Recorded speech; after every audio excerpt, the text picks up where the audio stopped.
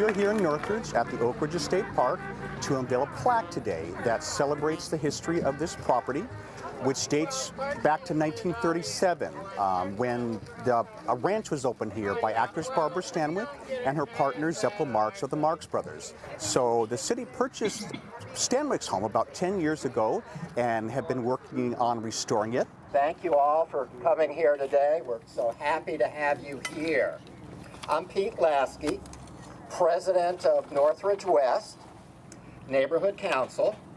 We're here today because our council members, Greg Smith, Mitch Englander, and Councilman Lee, and the management at Recreation and Parks did listen to those community concerns and give us this beautiful park. Yes, we do have refreshments after the plaque is unveiled.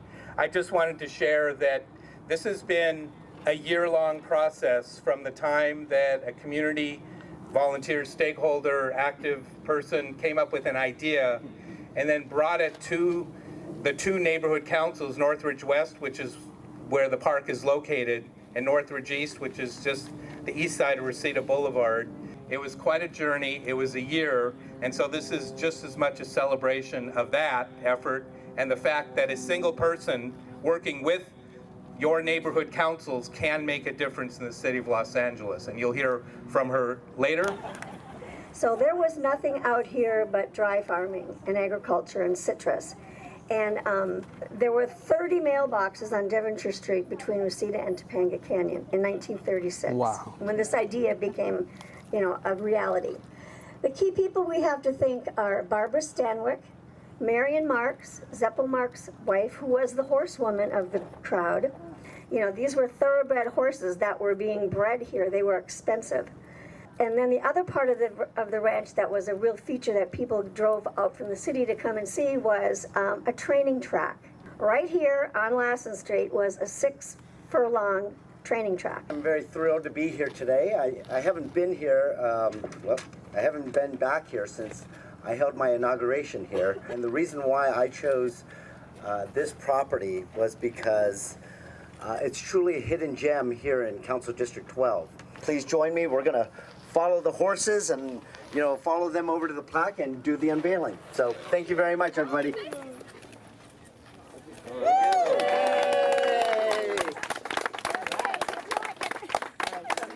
now can we get an official photo just in place?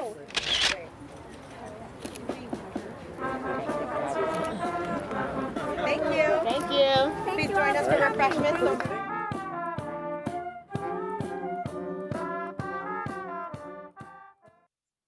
Hi, I'm Councilmember Joe Buscaino. I represent the 15th Council District, which includes the communities of Watts, Harbor, Gateway, Harbor City, Wilmington, and San Pedro. Welcome to the 2021 Congress of Neighborhoods. I want to thank you for dedicating a Saturday to learning more about your city government and how it operates.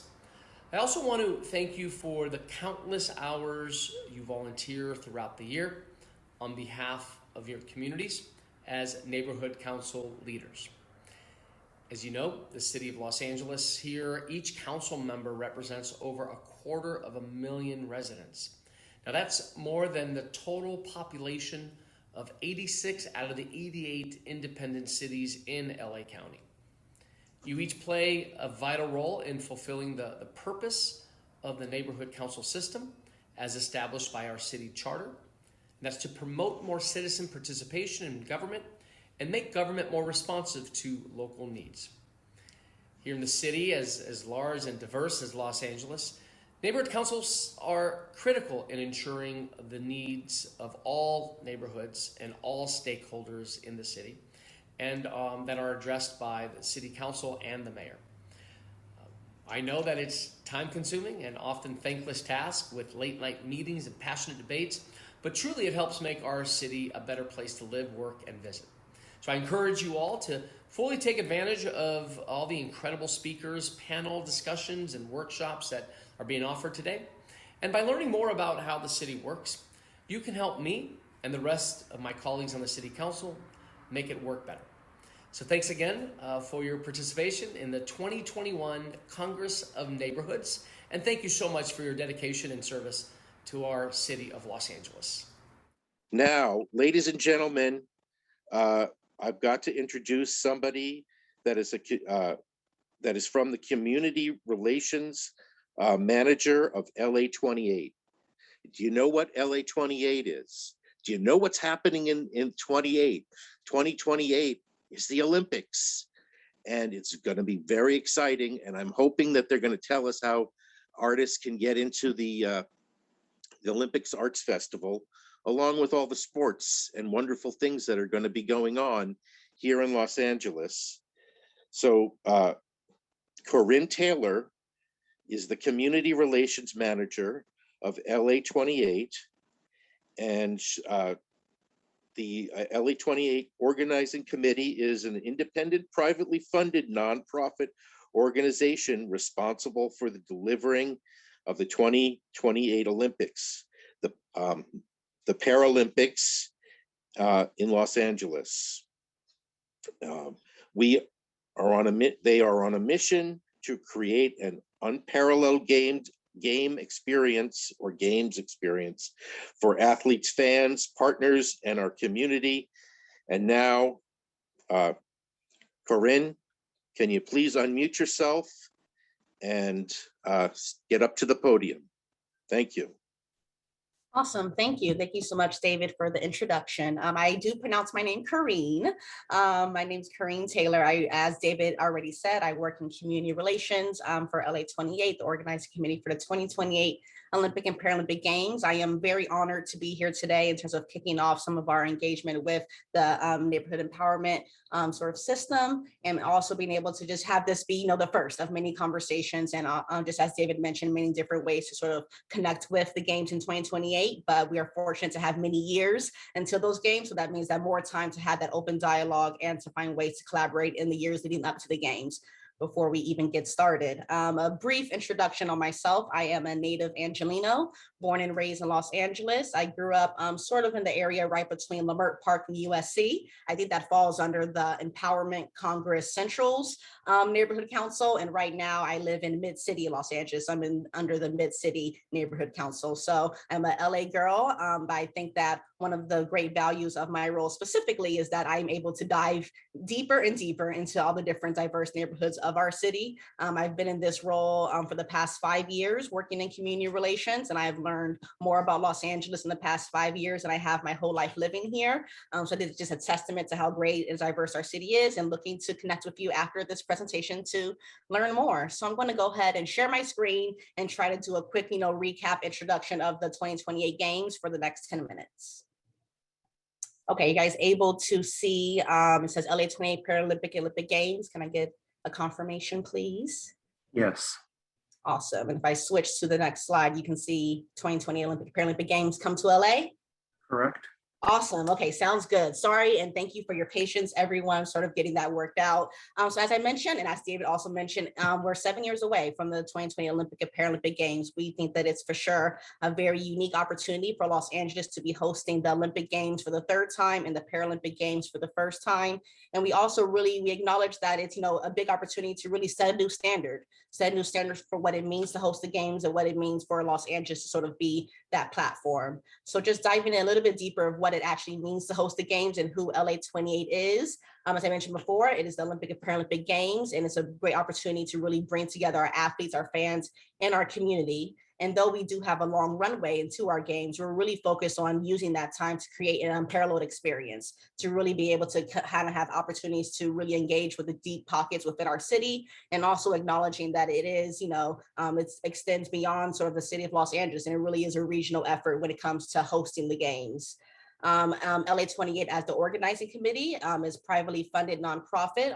Our sole purpose is to put on a fiscally responsible Olympic and Paralympic Games in 7 years, but we acknowledge that if we just did that, it would be a missed opportunity to really kind of highlight Los Angeles and its diverse communities. The where is very different as well, as we, as a typical, sort of Olympic and Paralympic Games will have, sort of a hub and a one Olympic sports park. Our where is really trying to make sure that our games are made to fit Los Angeles. We're not trying to change LA to fit the games. We're making sure that we're leaning in our existing venues, existing sort of infrastructure, and just tying that into the nature of our city.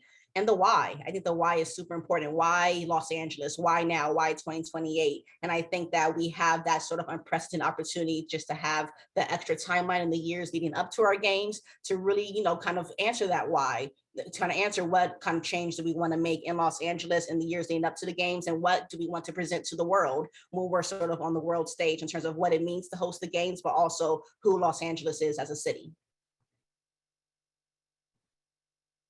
So sort of what is different about LA? Why now? So to answer a little bit of that why, this is the third time that Los Angeles is hosting the Olympic Games.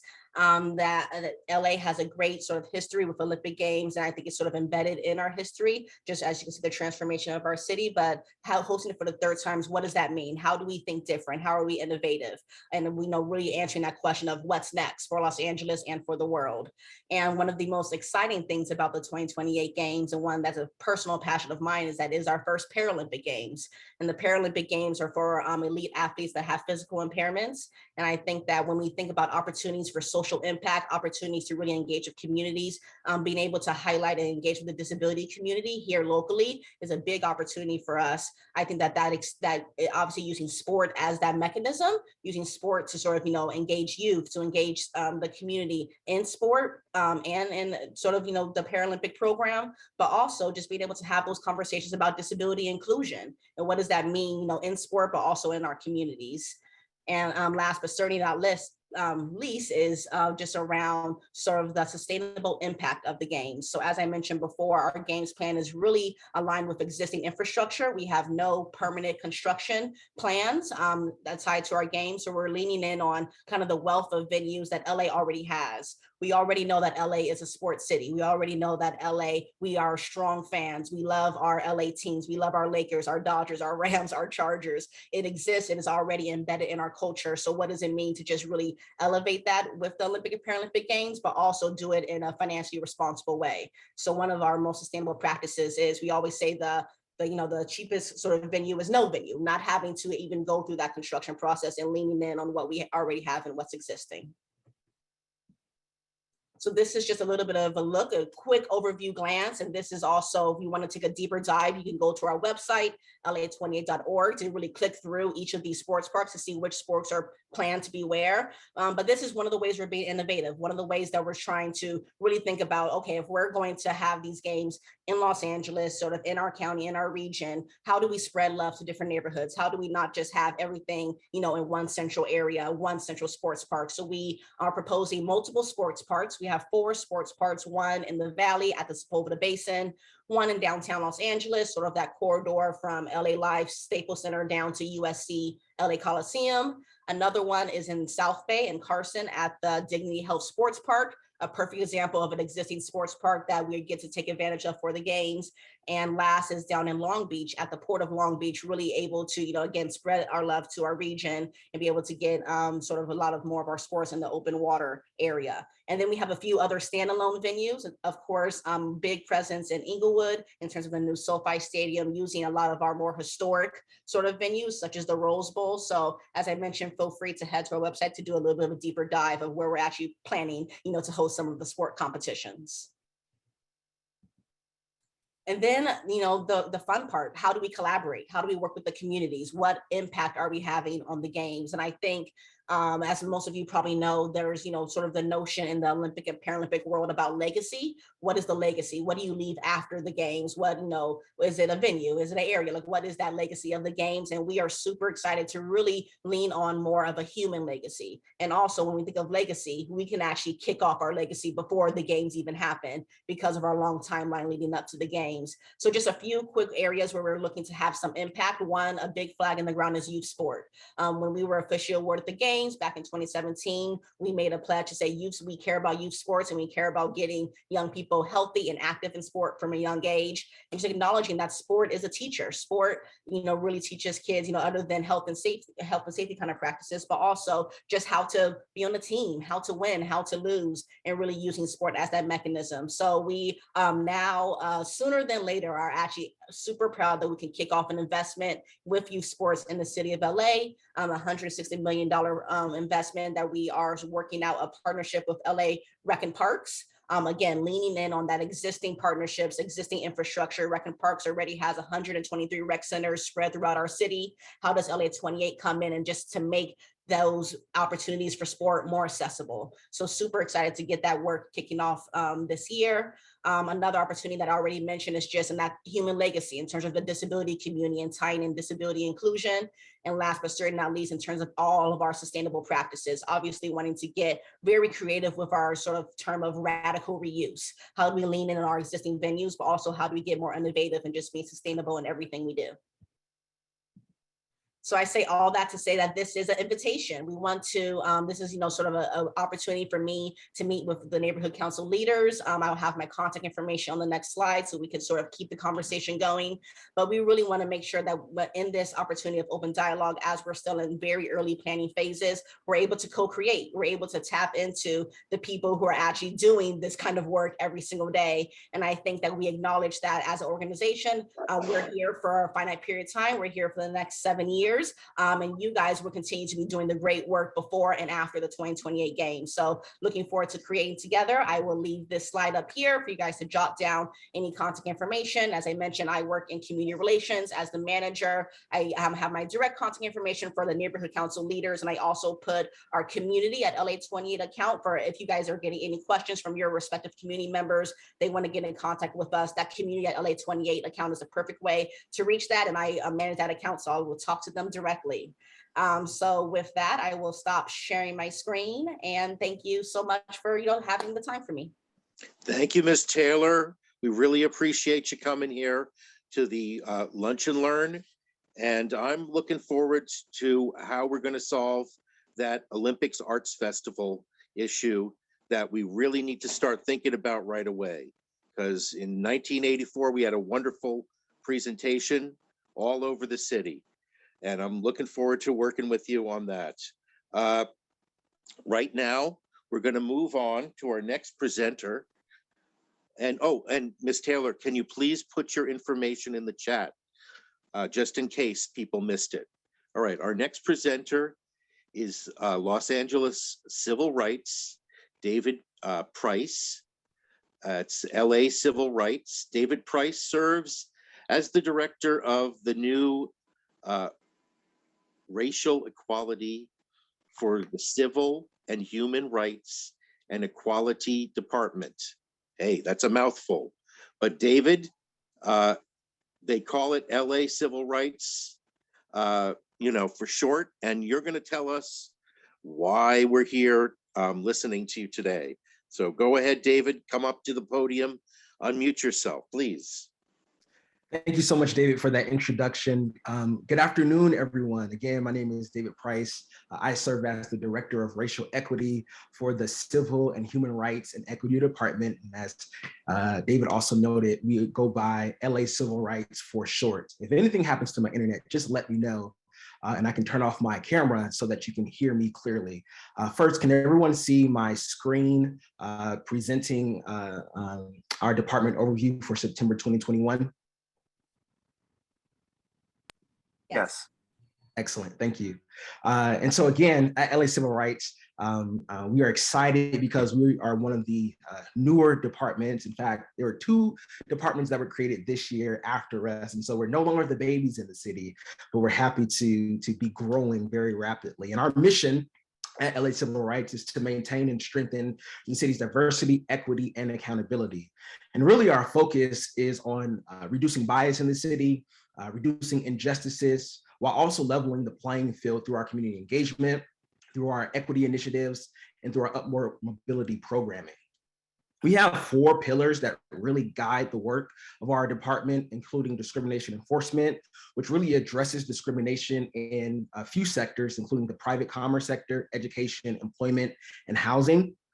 And so basically, folks in the city will be able to bring to us complaints around discrimination and that which we have experienced in our everyday lives. And as a department, we will have investigators who will offer as mediators. The department has the ability to levy fines. The department has subpoena power and the ability to levy lawsuits against those who we deem and we find through our investigation to have some sort of discrimination enforcement or discrimination violation.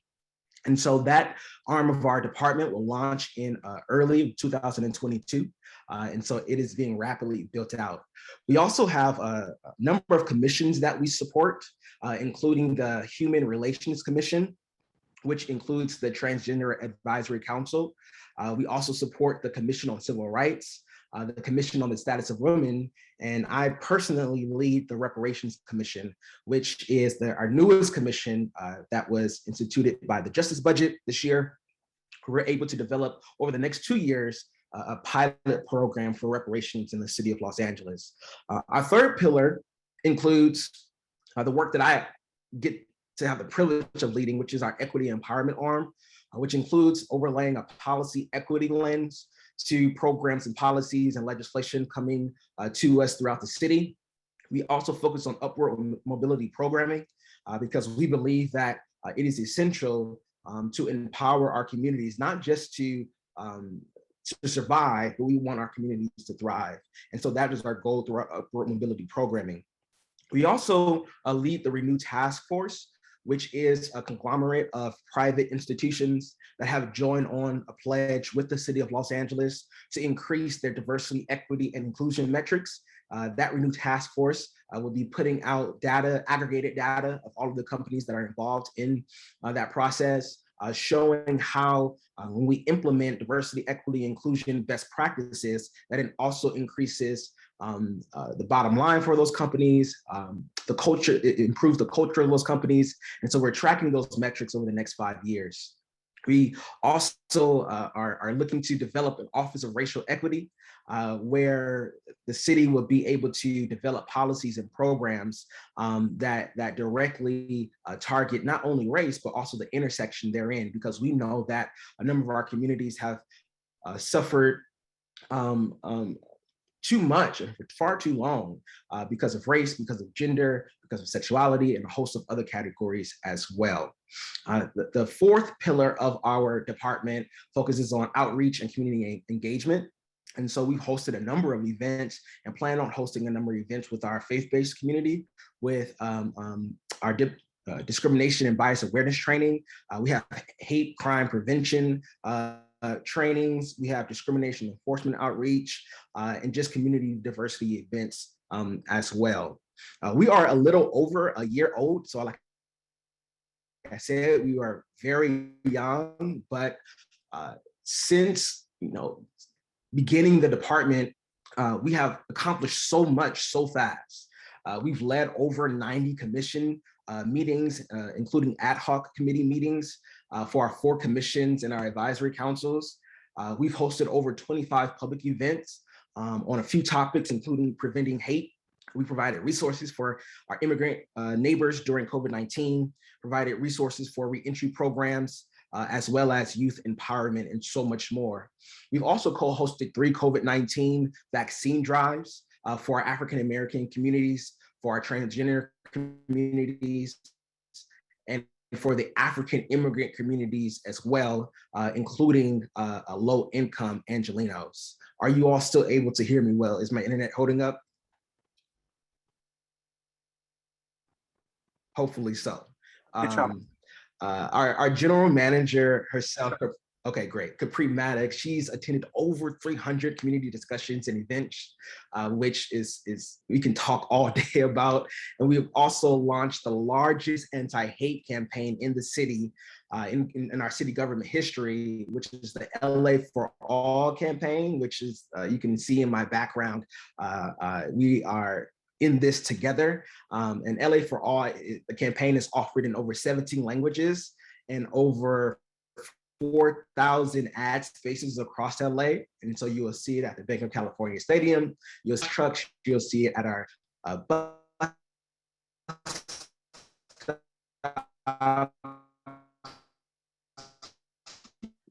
David, your internet connection is choppy. Metro, you see it on billboards all across the city, letting it growing, as I mentioned earlier, camera. And then let me know if it is getting any better or if it's still bad. But as I noted, we're still growing. We're growing rapidly because we are building out the work of our Reparations Commission, which was recently announced by Mayor Garcetti to study reparations for Black Angelenos. We are creating peace and healing centers across the city for our community members to be able to gather in person to discuss the issues of race and racial reconciliation and a host of other issues that impact our day-to-day lives. We will launch the city's first discrimination enforcement program in 2022. And also, we will launch the Office of Racial Equity in the near future as well. And last but not least, one of the programs that I'm most excited about is participatory budgeting, where community members will be able to tell the city about their policy priorities and where they want the dollars to go, specifically for $10 million that the mayor and the city council has set aside for our community to be able to direct towards their most important policies. And they get to decide on the voting process and which programs they want to see funded. So stay tuned for that as well. And so we're doing so much more, a lot of which I could not cover in this presentation. So please follow us on social media at LA Civil Rights. Again, that's at LA Civil Rights. Or you can go online at civilandhumanrights.lacity.org to keep in touch with us. We also have a newsletter that comes out. Am I back? Yeah. Newsletter? Okay. Yes, we also have a newsletter that comes out monthly. So please go ahead and sign up for that at civilandhumanrights.lacity.org. And we'll be so happy to keep you updated. That's my presentation, and thank you all so much for the time. Thank you, David. That was a wonderful presentation. And thank you for letting us know more about the important work you're doing. Please put your information in the chat. Additionally, just in case somebody's missed it. Okay, our next presenter, or presenters, as it were, are from the Los Angeles Homeless Services Authority, one of my favorite agencies. And Corinne Ho and Vanessa Gutierrez are going to present. And Corinne is Community Relations Coordinator, and Vanessa is a Community Relations Coordinator for SPA 6. So first, what is LAHSA?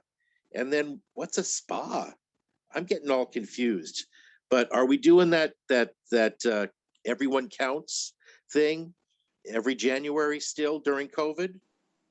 Please come up and tell us.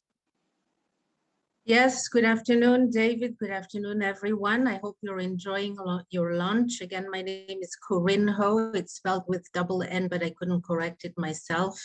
I represent SPA 2, Service Planning Area 2, which consists of the San Fernando Valley and Santa Clarita. So if you are in CD2, CD3, CD4, 5, 6, 7, CD12, you're in the San Fernando Valley, you are in Service Planning Area 2. The SPA, as we call it, is a geographic boundary that the County of Los Angeles has to deliver their services. So we've got 8 SPA in the County of Los Angeles. SPA 1, 2, 3, 4, 5, 6, 7, 8. And I represent SPA 2, and I'll pass it off to my colleague Vanessa Gutierrez, who can introduce herself. Hello, everyone. Again, my name is Vanessa Gutierrez. I use she, her pronouns. And again, as everyone has said, I am the Community Relations Coordinator for SPA 6, which is South LA. The council districts are 8, 9, 10, and 15. So we have a short presentation for you, and we'll go over the service planning areas, aka SPAs, briefly during our presentation. So I'm going to share my screen with you all. All right, Corinne. Thank you, Vanessa. And yes, the homeless count will occur in January. Vanessa will talk more about that. So today we're going to walk through LAHSA. Who is LAHSA? What is LAHSA? What does LAHSA do? And how did we get here to where we are today? And LAHSA, of course, stands for the Los Angeles Homeless Services Authority. So who are we? So LAHSA is the lead agency in the city of Los Angeles and the county of Los Angeles to serve people experiencing homelessness. We also administer services, funding, shape policies, and we partner with service providers throughout the city and the county to house our homeless neighbors into temporary shelter, permanent housing, and safe parking, different housing options, and we do that through by doing outreach. So how we got here? We got here when we look at this triangle. We've got the rehousing system, the prevention, and the housing supply. How we got here is that we have in the past heavily invested in the rehousing system and less in the prevention, less in the housing supply. And so what we are doing now, the collective we, I'm saying, is that we want to invest in preventing prevention, so that we want to prevent folks from falling into homelessness to begin with. And of course, we want to increase the housing supply because we just don't have enough of that. How we got here as well is because we have stagnant incomes and rising prices. We've got declining investment in affordable housing. We got here because of underinvestment in mental health. We got here because of lack of tenant protection and discriminatory land use. And we got here because of mass incarceration and punitive criminal justice system. Next slide. When we look at this map of the County of Los Angeles, we can see that, as I mentioned earlier, that the county is divided in 8 service planning area, as you can see here. So I just want to talk about the one on top, San Fernando Valley. So within SPA 2, we've got a lead agency that serves adults and families, that's LA Family Housing. And the lead agency that serves the youth is Village Family Services. And this model is applicable, is implemented, I should say, throughout the whole county of Los Angeles. So to David Roquelo's question, what is a SPA? If you can locate your community, you will know which SPA you're in. We have also, we're going to put in the chat a link to the access point directory within each of the service planning area.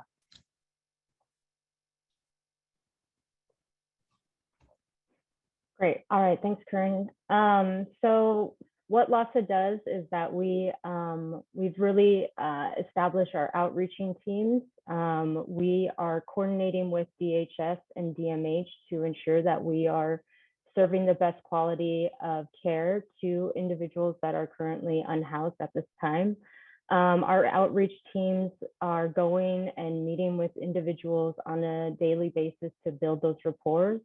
And we're also just connecting them to the access centers that were on the previous slide to start the process to get them housed.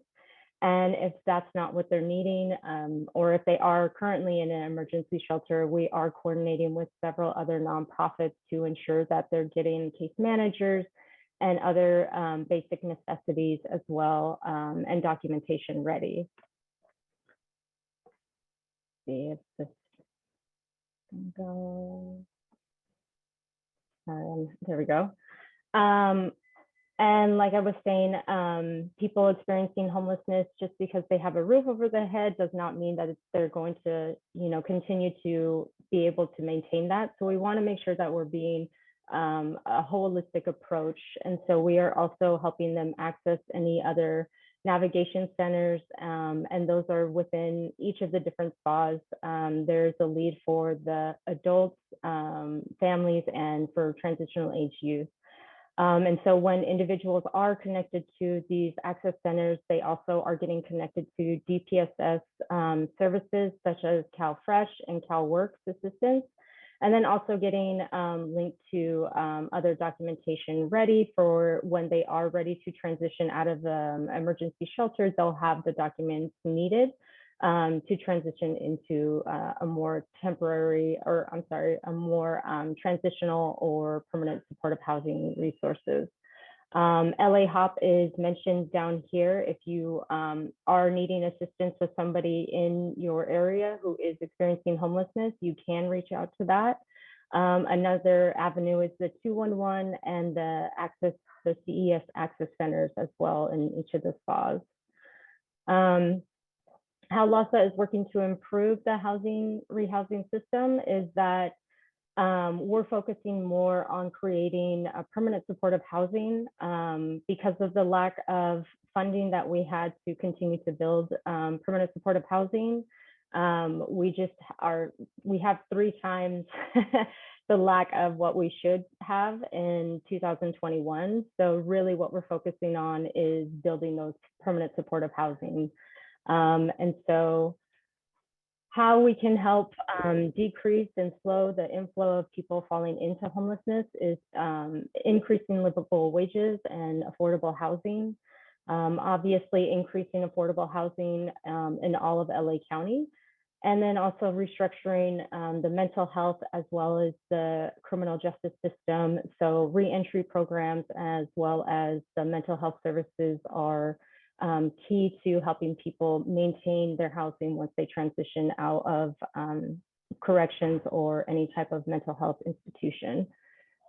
So how you can help us is by advocating. We are having our homeless count coming up in January. It's the last week of January.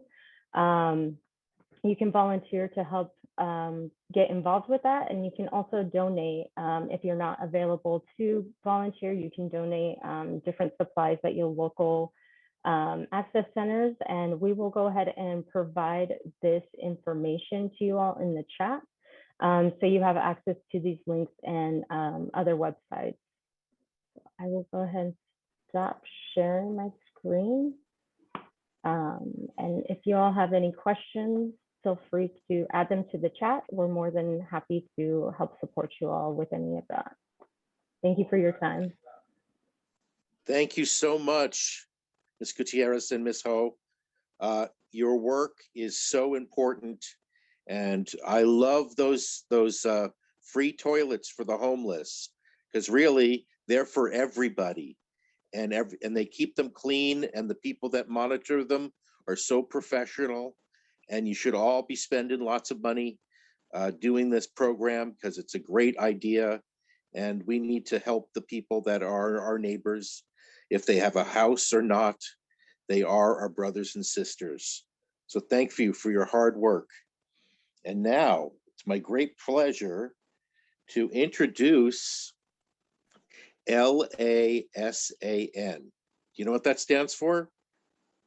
That stands for the LA Sanitation Department, a very important department, must I say. Pamela Perez is here. She's an MBA and a marketing manager, and the acting neighborhood council liaison for LA Sanitation and Environmental Administration Division. So without LA Sanitation, this city would be knee deep in you know what. So Pamela, if you'd unmute yourself and come up to the podium, we'd love to hear your presentation. David, thank you so much for that kind invitation. Hi, everybody. Thanks for eating your lunch with me here today. I promise not to keep you too long. I even have well, I did have a timer here. to make sure that I don't go over so that you can get to your next activity. So I just want to give a little bit of credibility to myself so you know they didn't just pick anybody to come out here. I have a communications degree from Penn State, MBA from Pepperdine. I am a foster mommy. I take in newborn babies until they and work with their families until they're ready to go home. And I handle all of the digital communications for LASAN, from the website to social media, video production, Nextdoor, Eventbrite, MailChimp, all the annoying emails that you get from LASAN. Most of them are coming from me, so sorry about that. I'm gonna pop some information into the chat in case I don't get through everything here today. So there's my contact information and a link to my presentation. I'm apologizing right now to our wonderful interpreters who are so talented. I talk fast and I'm going to talk faster because I have a lot to get through. So bear with me here. Let's get my screen up. Okay, so we're going to talk today about our services and how you can request them. Okay, I already gave myself credibility. We'll just let that one go there. Okay, we're going to go through who we are, what we do, what our core services are, and how you can request them. I have two screens, so I apologize that it looks like I'm not looking at you. We have a new director and general manager. Enrique Zaldivar was with us for, oh my goodness, 30 some years, 14 of those as general manager. He retired, and former deputy mayor Barbara Romero, former commissioner of the Board of Public Works, she has come over as our new director and general manager. She is certainly no stranger to our services. So I just want to let you all know that our mission remains the same: to protect public health and the environment. I'm not going to read through this slide. There's too much information on here, but I do want to point out that all of these bullets, all of the different pieces, you can click on things. And the reason this little apple is down here is because we have some great educational programs, a lot of them in person, and sadly, because of the pandemic, we're not doing them right now. But they still exist, so this little apple will take you to them so you can find more information. So if you do click on the link in the chat, make sure you click through the presentation and touch all the different pieces for more information. The backbone of everything that we do is diversity, equity, and inclusion. It's important to us that we not only disperse our services equally across the city so that everybody gets the services, these vital services that they need, but also in our hiring and our workforce development to ensure that we're giving great opportunities to everybody. So some of the core services, bulky item collection. Guys, you're already paying for this. It's in your bill. So please take advantage of it. I live outside the city boundaries and I only get 2 bulky item collections a year. You have unlimited. You can call us every week if you want. Just please schedule them in advance because it's not a treasure hunt. We don't know where these things are unless you tell us. So if you want to throw something out for collection, by all means do, but call us first. We'll tell you what day to put it out and then we'll come and get it for you. There is no additional charge for bulky items.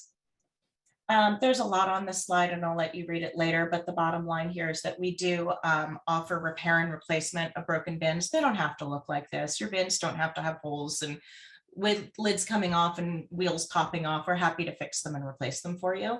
Also, just to debunk these myths, we absolutely do not mix commodities. That means if you see somebody driving down the road in one of our trucks and they put more than one bin in there that doesn't match, that's not okay. We don't mix trash with recycling, with green waste, ever. So go ahead and give us a call and let us know that's happening. If you can get the truck number or tell us your address and the approximate time it happened, we're going to go track down the driver and find out what's going on there. They can't do that. And no, we are not landfilling our recyclables. We are paying to have them recycled. It's more expensive than ever, but we're still doing it because it's the right thing to do. We have free curbside Christmas tree collection. I know it's early. It's not, we haven't even gotten to Halloween yet, but just keep this in mind. You can ask Alexa for help when Christmas comes and you'll see my social media on that. If you're moving in or moving out, we have a free service for you. You probably have a lot of extra stuff to get rid of and we're happy to take it away. Just give us a call. This is all the details on what we take. Safe centers, household hazardous waste, the chemicals, the medicines, the sharps that you don't want. In fact, if you come with your sealed sharps container and give that to us, we'll give you a fresh one to take home with you. So you don't have to keep buying them. And we do have this cool pilot that will start again post-pandemic when it's safe, but the things that we collect, sometimes people bring us paint that they've never used before. It's not even been opened and we turn around and give that away to anybody who wants it. So when the pandemic is over, you can take advantage of some of this stuff. Safe centers are free with 7 locations across the city. I'm going to tell you a little secret. We're going to open up a new one in South LA within the next year. We're really excited for that, and probably 2 more in the coming years. Illegal dumping cleanup. Guys, if you see this happening, again, it's not okay. Call our 800 number. Don't engage with somebody who's illegal dumping. Don't put yourself in jeopardy. But if you're able to take photos or videos of what they're doing, and you can get any type of a picture of their license plate. We don't have facial recognition software. I can't figure out who that person is, but a license plate helps an awful lot. So if you can send that to us, we're happy to investigate it. These guys do go through some of this stuff to see if they can identify who dumped before they haul it away. So part of our job is to clean that up in the city. This is some of the stuff you might not know that we do. You can call us if you see flooding. You can call us if you have an odd sewer smell coming from somewhere. In fact, you can even call us, sometimes roaches like sewers, I'm sorry, they do. And if you see them and you think they're coming from the sewer, then call us, because we can come out there and pull up that sewer, that maintenance cover, and we can spray in there to try and take care of that problem. We don't want to be sending crazy critters through your neighborhood. You can call us if your collection is missed. They forgot to pick up your blue bin. Call us the same day. We might even be able to get a crew out there the same day for you to take care of that.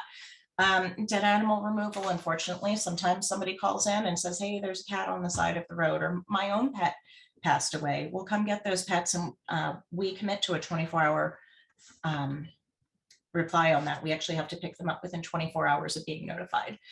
Public right-of-way investigation. If somebody's blocking a sidewalk or the street, if we see that there's something illegal happening there, you can call us for those types of things. We can't be blocking sidewalks. Billing questions, of course, your lifeline. If you are low income and you need some help with the LASAN portion of your bill, we have a lifeline program to help with that. There's an application on our website. You can click all of these things. And of course, overflowing trash cans. If you see an overflowing public bin, they're not all ours. Whether it's ours or not, we know whose it is, we know who services it, and we'll get a hold of them and ask them to please go take care of that bin. 24-hour customer care. Monday's the busiest day. You can put in your number and have them call you back, but I would say just wait until after 6 o'clock Monday. The rest of the week is pretty great. And we do take care of both receipt calls as well as our own LASAN calls. You can call us with the 800 number. 311 is the city's hotline. It's not 24/7, but you can call either one of them. Ours is 24/7. Our website, you can put a service request in there. You can email us at customer care. You can download that amazing MyLA 311 app, and you can even upload photos into that app. Almost done, I promise. We're on social media, and we're on all of these channels. I really need your help on getting more followers for Eventbrite and YouTube. Nobody cares about all these crazy videos I'm producing. It makes me sad. Nobody wants to talk to me on Twitter. That makes me sad too. I'm asking you to please follow us and like us and share our content. And please be nice, because whatever it is that made you mad, it probably wasn't me or my tiny marketing team of 1.5. We're just here to help you. So please don't yell at us. We're going to do the best we can to get you the services that you need. Those little things down in the corner, we do have a Pinterest account. We've got accounts for those others, don't really use them much. This little history book down here, we have a history book if you want to learn about the history of LASAN, and then my email address. I'm sorry, to join our mailing list. And I just want to remind you, we're all human. We love our jobs. We're civil servants and we love serving the city, but we're not perfect. We're going to make mistakes. And sometimes we don't even notice that we made the mistake. It takes somebody alerting us, and that's okay. We ask you to call us when we make a mistake, and we ask that you give us a chance to make up for it, because we really do want to serve you and give you the service that you deserve and that you pay for. So with that, I thank you for your time. All of my information is in your chat box. I am your neighborhood council liaison. That doesn't mean I know everything. That doesn't mean I do the speeches, because clearly I talk too much, but it does mean I can connect you to the person who can help you, and I can help you find an appropriate speaker for your meetings. Thank you so much. Well said, Ms. Perez. Thank you so much for your time and your great effort to making, if not sexy, you made trash interesting.